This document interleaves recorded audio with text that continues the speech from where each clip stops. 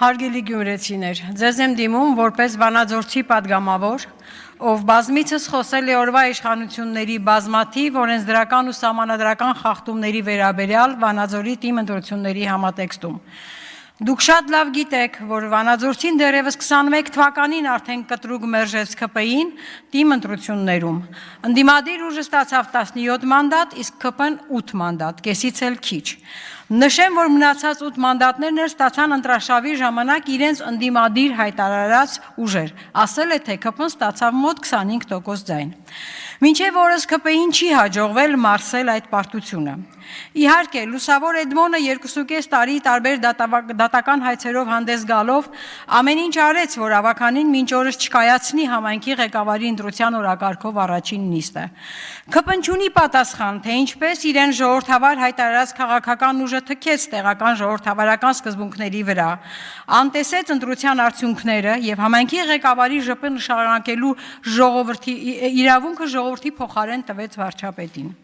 Սիրելի գյումրեցիներ, ՔՊ-ն նորից դիմել է իր գործընկեր Լուսավորին։ Լուսավոր Սարիկը հագել է ՔՊ-ի կոստյում, բայց փորձում է համոզել գյումրեցին, թե ինքը Նիկոլ չէ, թե ինքը նիկոլիզմի հետևորդ չէ։ Սիրելի գյումրեցիներ, դուք կիրակի օրն ընտրելու եք Հայաստան ինքնիշխան երկիր, թե Թուրքի հպատակ։ Թուրք-ադրբեջանական տանդեմին ամեն օր մի նոր զիջում անող, օրեցօր աճող նրանց ախորժակը բավարարող նիկոլիզմ, թե սեփական արժանապատվությունը գնահատող, ինքնիշխան երկրի համար պայքարող ու տեր կանգնող Հայաստան։ Սիրելի գյումրեցի, Վանաձորցին դեռևս 21 թվականին մերժել է ՔՊ-ին, Երևանցին 23 թվականին մերժել է ՔՊ-ին, Երևանում ըստ էության ՔՊ-ն ստացել է 65-ից ընդամենը 24 մանդատ, 30%, իսկ ընդհանրապես Երևանի ընտրողների 9% ձայնը։ Երևանի դեպքում էլ մի ուրիշ իրեն ընդդիմադիր հայտարարած ուժ կանգնեց ՔՊ-ի կողքին եւ օգնեց նրան օրենքի խախտումով քաղաքապետ ընտրել։ Սիրելի գյումրեցի, ես առավել քան համոզված եմ, որ քո արժանապատվությունը թույլ չի տա, որ ՔՊ-ն Գյումրիում հնարավորություն ստանա իշխանություն ձևավորելու, նույնիսկ իրեն սատարող այլ ուժերի հետ կոալիցիայով։ Սիրելի գյումրեցի, նաև փառաքարի հարգելի ընտրողներ, ամբողջ հայ ժողովուրդը այսօր ձեր հետ միասին պայքարում է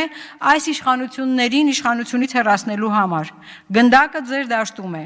Դուք իրավունք չունեք ՔՊ-ին վերարտադրվելու որևէ շանս տալու, եւ դուք պետք է անպայմանորեն մասնակցեք այս ընտրություններին, որպեսզի ՔՊ-ի կողմ ձայները շատ ցածր տոկոս արձանագրեն։ Դուք պետք է օգտագործեք ձեր հնարավորությունը